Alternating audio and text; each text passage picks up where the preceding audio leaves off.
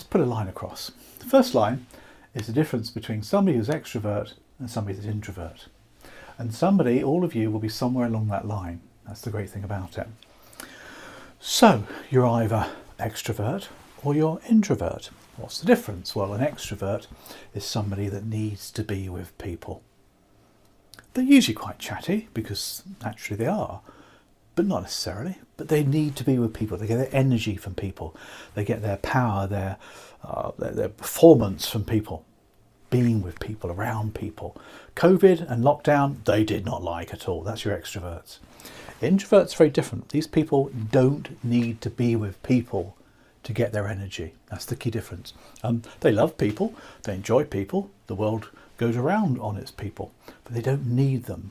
And that's the difference with the introvert. Sometimes can be quiet, some not so. I'm introvert. I'm more introvert than extrovert. But I'm not like one or the other. Most people aren't. I'm about there on the introvert scale. Like this morning, Monday morning, first day of the new year, just after a 2-week Christmas break. And I had a session at 10 o'clock. I was up at 7 this morning, straight into the gym, got one at home here, jumping out, straight into work, did a session this morning at 10 o'clock. Solved a few technical problems and just got going. Session this afternoon as well. Whereas some people would have woken up this morning, oh, I can't be doing this. They've got a work from home day because it's snowing outside and they just can't get started. It's fine, I get it. Those people probably need to have other people around them. So if you manage to get into an office where there was people you can catch up over, what did you get at Christmas? What did you get? Have a good time. That's what extroverts need. When an introvert can just get on with it. No one is better than the other. Just know that. So that's the first one for you. The second one's the easy one. That's on vertical scale. And we've got the difference between task and people. Now this is the difference between worrying about getting the job done or worrying about people. Now this morning I woke up. I had a list of things to do, which I prepared yesterday, Sunday evening, sad, I know. I had a list of things to get on with and I just cracked on with it. I don't really need to worry about people in order to achieve that list. I worry about people like anybody else. I care for people like anybody. I'm not a robot, but I'm more inclined to worry about the task, more getting the job done, the goal, the objective. That's what excites me. People are great, but they don't necessarily excite me.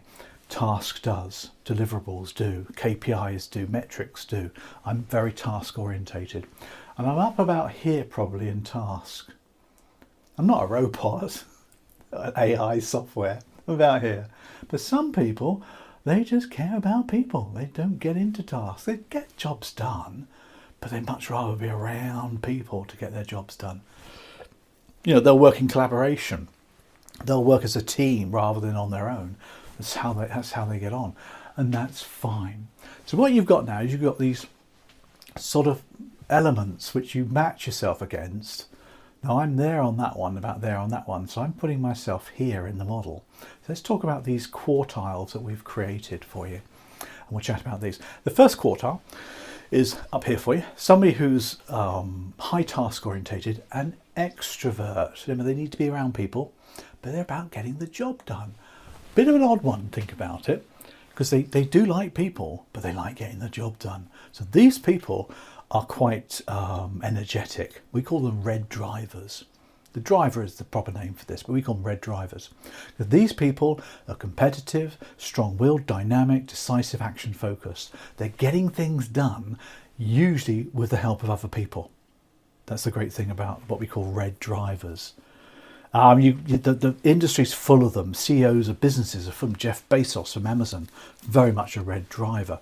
Elon Musk is very much a red driver. You could probably argue that President Trump is a red driver. Not sure about our current incumbents at number 10. I don't think there's many reds there, but that's just politics, isn't it? Again, red people very easy to spot, dynamic, strong-willed, get going, don't show a lot of patience around people. They love people, but only if they're useful to get the job done. That's the difference. Okay, keep it going. Down the bottom here, though, you've got extroverts, but these are more people. So we've got people extroverts. So what we end up with here is what we call a yellow expressive. Excuse me.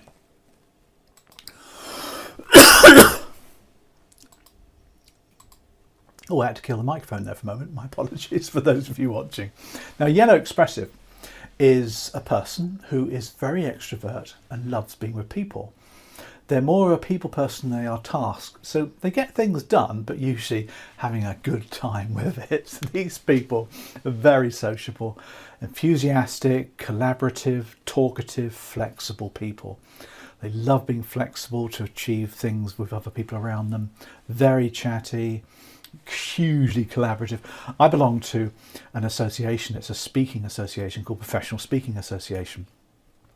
And I reckon about 90% of the members are yellow expressives. You go along to the conference and it's a whale of a laugh. Lots of people laughing, joking, having fun, always collaborating. It's the first thing they want to do. Ever so enthusiastic, especially on LinkedIn, and very sociable too. Now, I am not this way inclined. I'll do it, but after a weekend of doing this, I'm exhausted because I'm not an extrovert, you see. Boris Johnson was probably a yellow expressive. Probably still is, actually. He didn't change. People, by the way, don't change. They might discover themselves, but they don't change. So definitely Boris Johnson I put in there as well. Okay, move on to the next one then, which are people across this side. Now we've got introverts. Now introverts, of course, don't need people to achieve whatever it is they want to achieve. That's the big difference. They'll work with people and they'll enjoy being with people, but they don't need them to get their energy, to get their job done. That's the key thing. Now, the first thing is we have an introvert who's actually a people person. Now, think about this carefully. They love being with people. They're not task related. They're all about people. And they're introverted. They're generally quieter.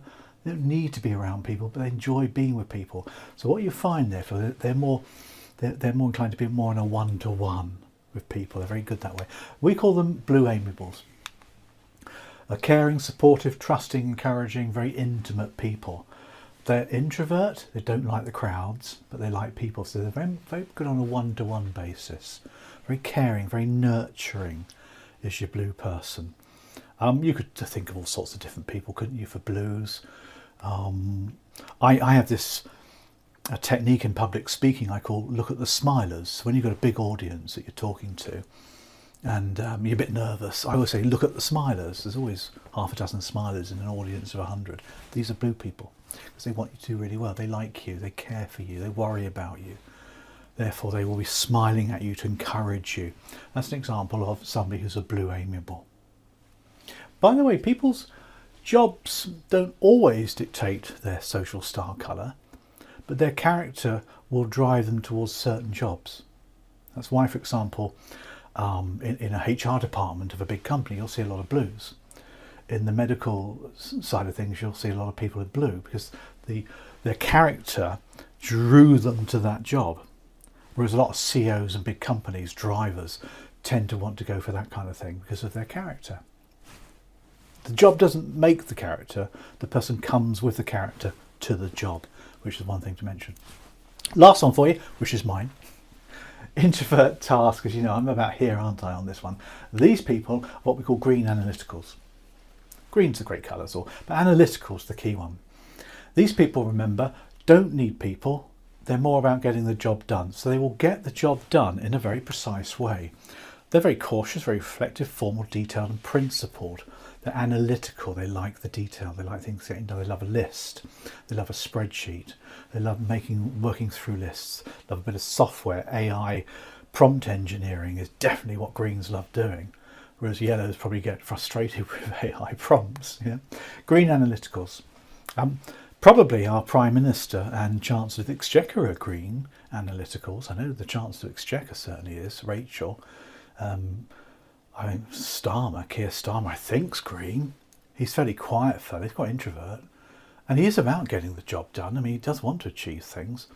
He's just having to try to collaborate with everybody, which he's struggling with. So I'd put him down as a green analytical.